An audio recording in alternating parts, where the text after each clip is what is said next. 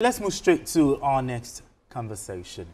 Now, the political impasse in Rivers State continues to generate reactions and debates. Some hours after President Bola Tinubu declared a state of emergency in the state and suspended the state governor and lawmakers, Siminalayi Fubara also reacted.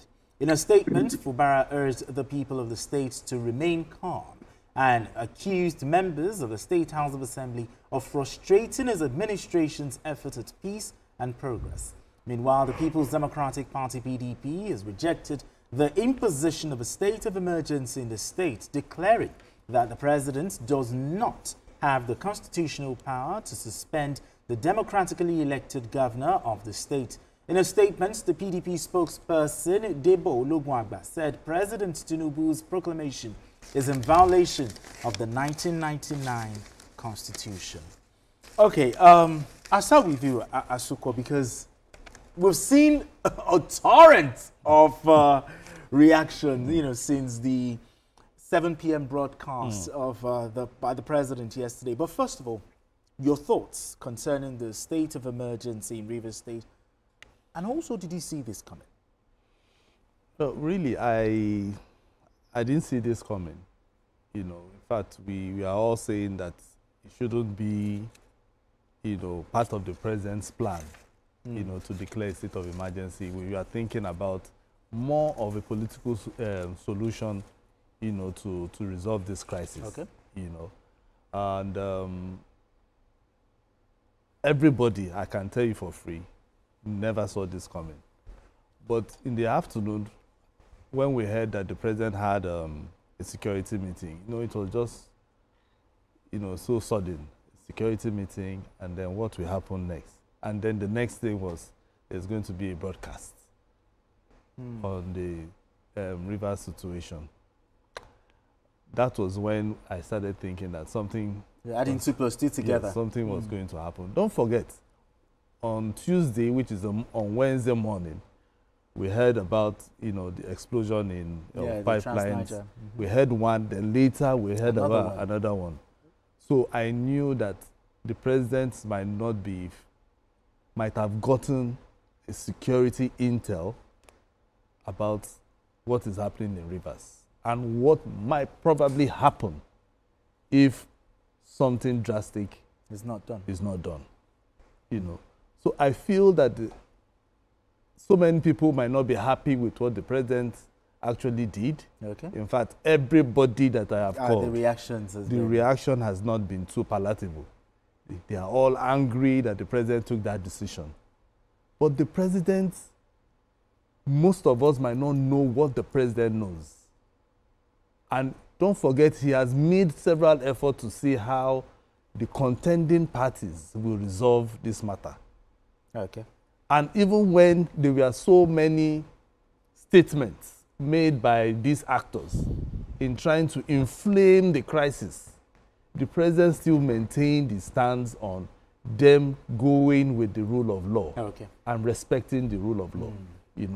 So I feel that the president actually took this decision based on what he would have gotten as a security intel. Exactly, because we are not privy to what the president... Yes, we don't know. We don't know. So for the president to take decisions, people should also sit back and also realize and begin to think, if they were in the president's shoes, because people say, oh, the president could have called XYZ person to come and sit down and talk. But the president gave solutions as far back as June for them to solve this problem. They said, no, they are going to court. The court also said, go back and resolve the matter. We saw how they back and forth over how to solve this matter. Okay. But the president is sitting back so that he doesn't interfere. He believes that even the leaders of the states should be able to resolve the matter. But they couldn't. But so the president, people should look at it that if I were in the president's shoes and I get some... Would they do it differently? What will they do differently? All right, Adewale, your thoughts on this? I think this crisis came into the public glare, on October 29, 2023. So barely 5 months after Fubara was sworn in. So it has continued, probably more than 2 years now, So I think that getting to 2 years, I think it's a lingering problem, a problem that has, refused to go away. And I think certain things happened in the past that if we have had a different president, there will have been a state of emergency declared. In fact, as far back as 2023, when the House of Assembly was bombed. Yeah. That was an act of terrorism. And there were threats of assassinations. At the time, the state was ungovernable. The governor gave an executive order that the state House of Assembly, because the place was demolished, should come and conduct its affairs in the governor's office. So it's been a problem that is going on and on and on for almost 2 years. So I think at a point, there is the need to take firm decisions. I think the president has the power under Section 305 of the 1999 Constitution. And this is not the first time we have had declaration of a state of emergency. In fact, in 1962, the government of federal government at that time acted on Section 65 of the 1960 Constitution, declared of a state of emergency. Also in Plateau State in 2004, former President Obasanjo did the same thing. In 2011, I think it was Plateau and Borno states. And also in 2013, in 3 states, Adamawa, though the character of that state of emergency was because the governors were not removed. But I think one thing we should look at is this. Number one, we don't know the quantum of information at the disposal of the president. Number two, we should ask ourselves, is this declaration of state of emergency in favor of which party? Which party? I don't think it's actually in favor of Wike. Because in the first instance, 27 lawmakers who are supporting him are no longer in government. Then if the alternative had been to remove the governor, if the 27 lawmakers have gone ahead to remove the governor, that's a better, that's an option. Wike will have been the beneficiary because the speaker will have been the acting governor. So in this case, I think it's an ill wind that none of them is actually benefiting, from the state of emergency that's been declared by the president. Yeah. All right, BK, I'll come to you. Since yesterday when the president made this broadcast, we've seen a torrent of reactions, concerning this. But yesterday, you talked about this. I don't know. BK, talk to me. Did you see this coming? Because we talked about the state of emergency on the show. I didn't see it coming, but I would say that the president caught me and many Nigerians by surprise. I didn't see it coming based on the fact that I had read that section repeatedly. The section cited, I had read it repeatedly. I was very much convinced that a president has not got the powers to sack elected officials. And that was what I said. There are many people who are saying, oh, we are going to hear what Jide will say today. He's going to take back what he said. I do not take back anything. I do not take back anything that I said. I repeat. Based on my reading of the provisions of the Constitution, I did not see anywhere the law permitted the president to sack or to suspend elected state officials like House of Assembly members, like the governor. So, and that was the point that I made. But the president then made that broadcast at 7 o'clock, and we were all shocked. I wasn't thinking along that line. Some thought maybe I had a premonition and that I was trying to dissuade the president, convince the president not to do it. None of that happened. I didn't know that the president was going to do it. I just expressed my opinion that, look, no matter what happens, the democratic structures should be in place. Because I repeat, I didn't see anywhere in the Constitution where the president was permitted by law to have those elected officials suspended. And I remember that during Jonathan's time as president, this issue also came up, and lawyers made the point that the president, that you can impose a state of emergency, but not go to the extent of removing state officials who are duly elected by the people. And the state of emergency that Jonathan imposed in the 3 states where Boko Haram insurgency was such a big problem, where they were killing people, it merely permitted the armed forces to detain people for 90 days without trial. So they could pick up anybody and detain them for 90 days while they are conducting their investigation. Okay. So their your rights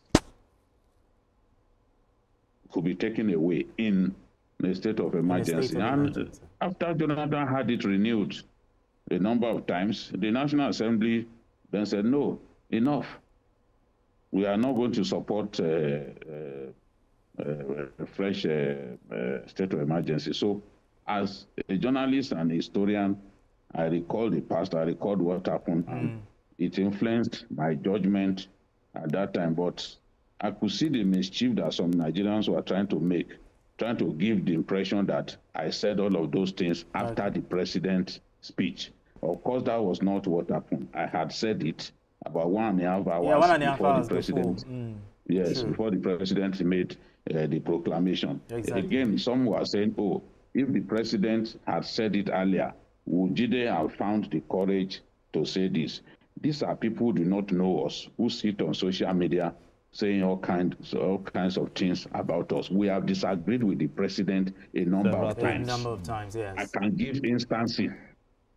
When the government tried to make universities a revenue generating centers, we opposed it, and the idea was stopped. So it's not every time that we agree with the president. I've not seen that president that we as journalists on this program will constantly support an idea coming from him. So it's not a case of, oh, if he had said it earlier, I would have been forced to support. Of course, I'm entitled to my own opinion, and that was what I expressed yesterday. But we cannot dismiss the fact that the president was pushed to take extraordinary measures. Now, it is left for the representatives of the Nigerian people, the Senate and the House of Reps, to either support the action that the president has taken or refuse to support. But the rest of us, we have no power. We can talk from now till kingdom come. We have no power to say, no, you cannot do this, or to stop him. No. The representatives of Nigerian people, the Senate and the House of Reps, it is their duty to then say, okay, Mr. President, we back you on this. We believe that what has happened pushed you to take this action. We believe that we needed to take extraordinary measures to stop the nonsense that was going on by ego-befuddled individuals in Rivers State. I've read Professor Odinkalu attacking the Supreme Court, this and that. What has the Supreme Court got to do with this? This has nothing to do with the Supreme Court. It has a lot to do with people who have elephantine egos and do not know that there should be a limit to the exercise of their egos. People should be able to know when to stop. And when I talk about these people with egos, it begins with the FCT minister, the governor, and the assembly members. They didn't allow for peace to reign. Exactly. And the moment you begin to hit, just as the Attorney General of the Federation said today, the moment you began to attack the lifeline, the economic lifeline of the country, any president will become worried and will be thinking of what to do. Again, yesterday there were lawyers who called me to say, Jide, you are wrong. You shouldn't have said the president has not got the power. And one of them went as far as telling me that, and even cited, he said, the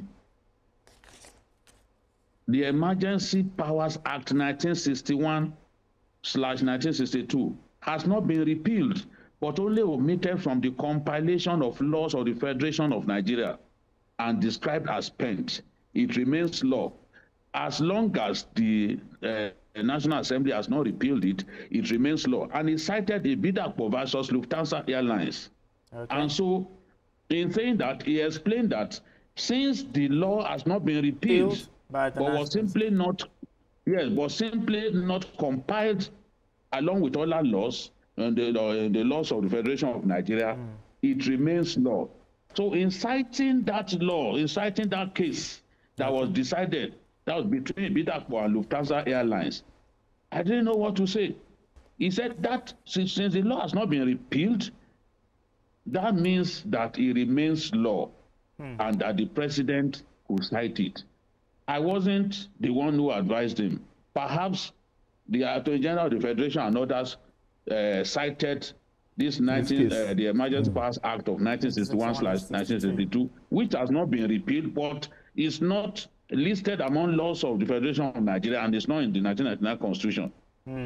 Maybe they cited that, and the president felt, oh, there's a lacuna here that I can exploit. But whichever way we look at it, the president was looking for a way to solve a problem. And perhaps, I mean, in his wisdom, this was the best way to solve the problem, because nobody knows what will happen next. You can't be blowing pipelines. Everybody knew. And even the Attorney General of the Federation reminded Nigerians that the governor told youths that they will be told when it is the right time. And I remember asking that day, I said, what do you mean by when it is the right time? The right time to do what? Are you inciting people to violence? So the Attorney General referred to that matter and accused the governor of not doing anything to restrain people from busting our pipelines. So this is where I am on this matter. Yes, I said that based on my own judgment. I'm not a lawyer, but based on my understanding of the provisions of the Constitution, I said that yesterday, and I do not take it back. Those who see me as a coward that will take it back, you are hearing me now. I do not take back what I said yesterday, and that is me. Thank you. All right, then.